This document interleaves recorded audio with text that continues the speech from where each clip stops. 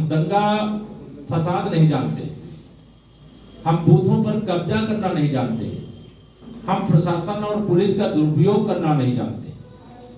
हम तो सत्य की लड़ाई लड़ते हैं और लोकतंत्र के लिए लड़ते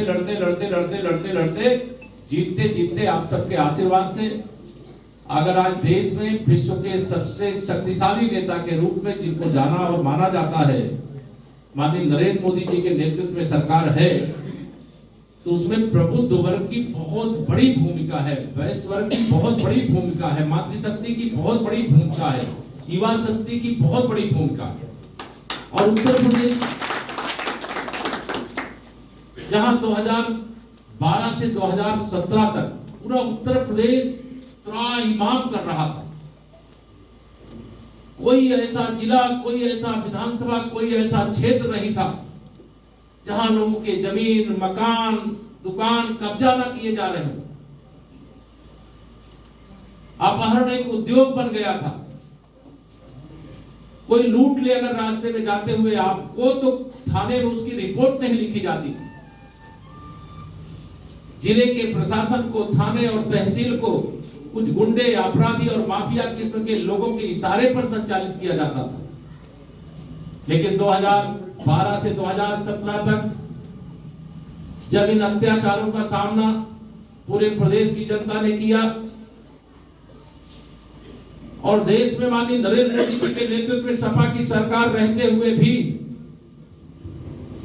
आपने यूपी से 73 सांसद, देश से 283 से अधिक सांसद देने का काम मैं भी 2014 के लोकसभा चुनाव में प्रयागराज की जो फूलपुर लोकसभा है वहां से सांसद बना था, 3 लाख से अधिक वोटों से जीत करके माननीय नरेंद्र मोदी जी के सेना का एक सिपाही बना।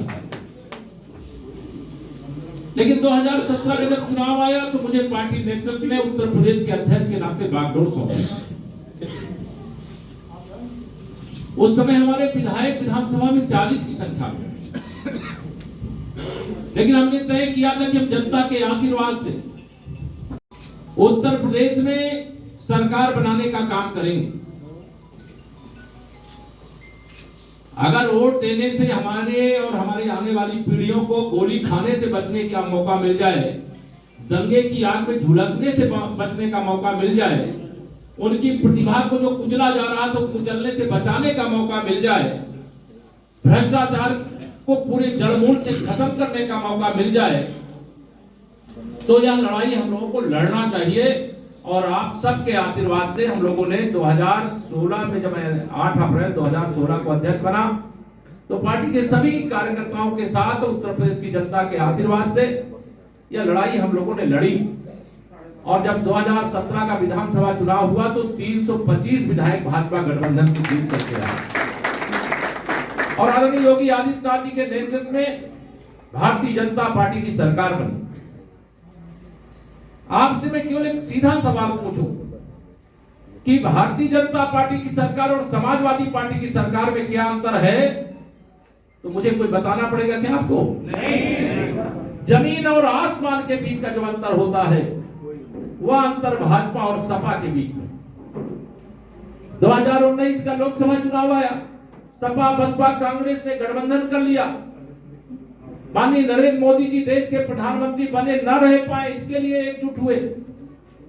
लेकिन आप सभी के आशीर्वाद से उत्तर प्रदेश के अंदर 51% वोट और 64 सांसद जीते थे।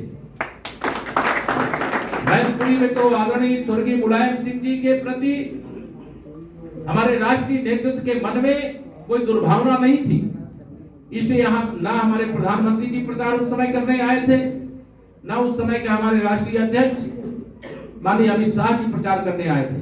अन्यथा 94,000 वोट क्या होता है? मोदी जी के कहने से तो देश के अंदर कितना बड़ा परिवर्तन होता है वो मैं वर्णन करने का समय नहीं, इसलिए नहीं करूंगा।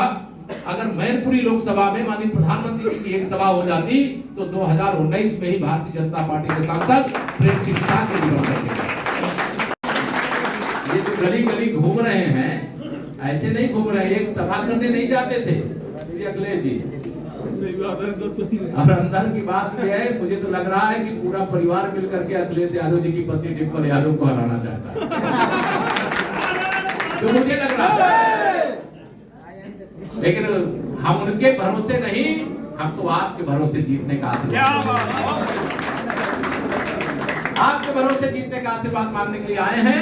और आप सबको यही विश्वास दिलाते हुए कि आने वाली 8 तारीख को 5 वोट डालिए, आप 8 वोट की गिनती कराइए और 8 के बाद कोई एक दिन आलोक जी जो तय कर देंगे, हम लोग फिर आप सबके साथ आकर के बैठेंगे, आप सबको प्रणाम करेंगे, आपकी जो समस्याएं होंगी उनको भी सुनेंगे, उसका समाधान भी करवाएंगे।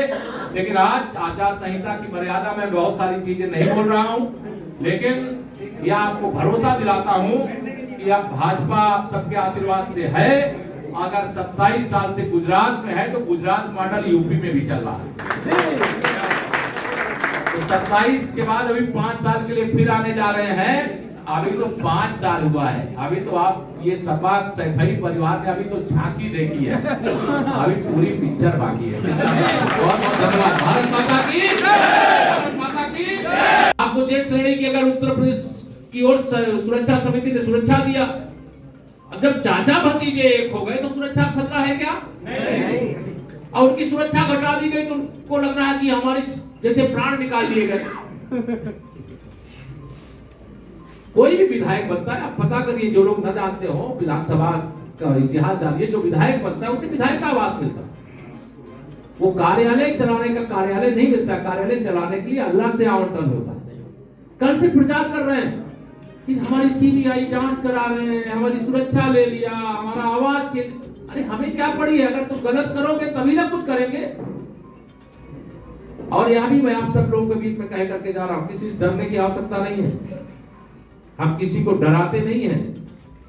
लेकिन मैं आप सबको यह जरूर कह रहा हूं, किसी को डरने की आवश्यकता नहीं है। 5 दिसंबर को मैनपुरी संदेश देने वाला स्थान मुख्यालय है।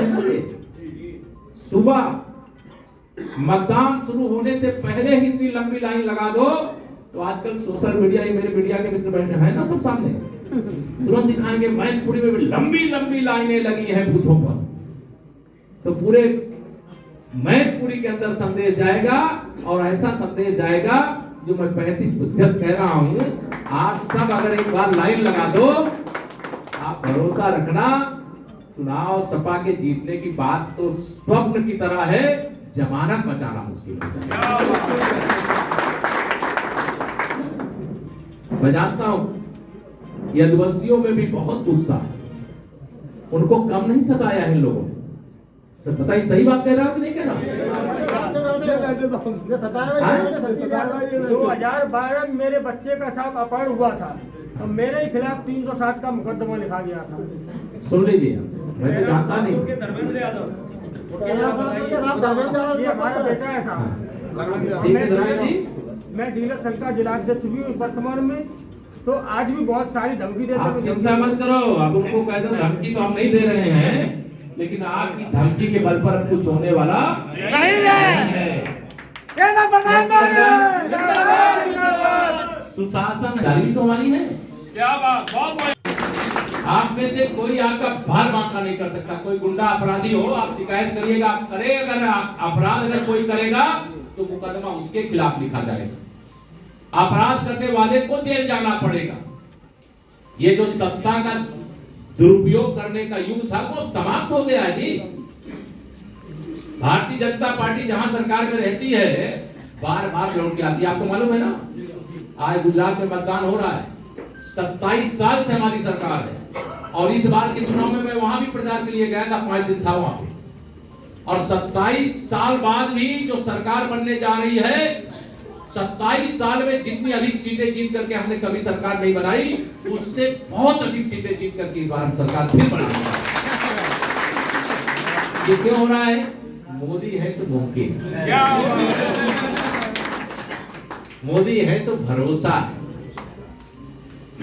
और आदरणीय योगी जी के नेतृत्व में, आदरणीय मोदी जी के नेतृत्व में जो डबल इंजन की सरकार चल रही है, इस डबल इंजन की सरकार ने उत्तर प्रदेश को सुकून दिया है, सुरक्षा दी है, विकास दिया है। सपा की सरकार थी तो यहाँ जो इन्वेस्ट कर गए थे अपना पैसा, वो अपनी जान बचा करके पहले भागे और जमीन बेच करके पैसा बाद में लेने की कोशिश किए। और आज आप सबके आशीर्वाद से पहले हम लोगों ने एक इन्वेस्टर समिट देश की किया, अब दुनिया भर के इन्वेस्टर आपके उत्तर प्रदेश में आने जा रहे हैं, भारी भरकम निवेश आने जा रहा है। रोजगार, विकास, सुरक्षा, सम्मान और सबका साथ सबका विकास हमारा मंत्र है। सबको सम्मान, सबको स्थान, सबको गौरव देना हमारी कोशिश है। आप सभी से यही अपील करता हूं कि 5 तारीख को जाइएगा सब कुछ वोट, याद रखिएगा अपने बच्चों का भविष्य नरेंद्र मोदी और कमल का। आप सब लोगों से विनती करके जा रहा हूं। और कल आदरणीय योगी आदित्यनाथ जी की यहाँ पर क्रिश्चियन मैदान में जनसभा है, मालूम है कि नहीं आप लोगों? कल की सभा इस संदेश अभी कराल में आए थे तो वहां पूरा कराह रहे हैं सैफई परिवार वाले, मालूम है कि नहीं? करा रहे हैं, नहीं करा रहे? हम मैनपुरी में आएंगे तब उनका क्या हाल होगा? नींद नहीं आ रही उनको। इसलिए नींद लोगों को, अगर आपको चैन की नींद नहीं सोने दिया है जब से वो सत्ता में, जब तक सत्ता में थे, तो उनको भी इस चुनाव में नींद नहीं आनी चाहिए। अन्यथा इनका संस्कार, इनकी बयानबाजी से, इनकी भाषा से आप सबसे ज्यादा जानते हो, आपको मुझे बताने की आवश्यकता नहीं। मैं आप सब लोगों से, क्योंकि प्रबुद्ध वर्ग के लोग हैं, मातृशक्ति मेरी बैठी, बहनें बैठी हुई, मेरे युवा साथी बैठे हुए, ये केवल एक उपचुनाव जीतने का सवाल नहीं है, ये समाजवादी पार्टी को समाप्तवादी पार्टी बनाने का अवसर है। ऐसी पार्टी जिसे लोकतंत्र की परिभाषा नहीं मालूम। अभी डॉक्टर साहब कह रहे थे, मैंने कल से जो आकलन किया है, डॉक्टर साहब मैं आपसे सहमति व्यक्त करता हूं। अगर सपा मैनपुरी लोकसभा में बूथ कब्जा ना करे तो कभी चुनाव जीत ही नहीं सकती। लेकिन इस बार बूथ कब्जा नहीं करने पाएंगे, यह भी मैं आपको कहता हूं।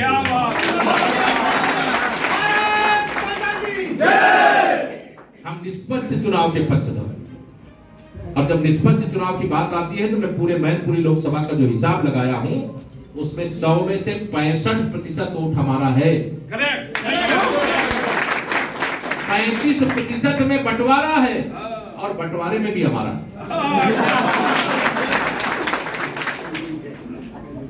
मैं गलत तो नहीं कह रहा हूं? इसे आप सबसे प्रार्थना, समय कम है, बहुत सारी बातें कर सकता हूं। एक वादा जरूर करके जा रहा हूं, आलोक जी भी हैं, आदरणीय डॉक्टर साहब भी हैं, मैं 8 दिसंबर के बाद एक बार फिर आऊंगा।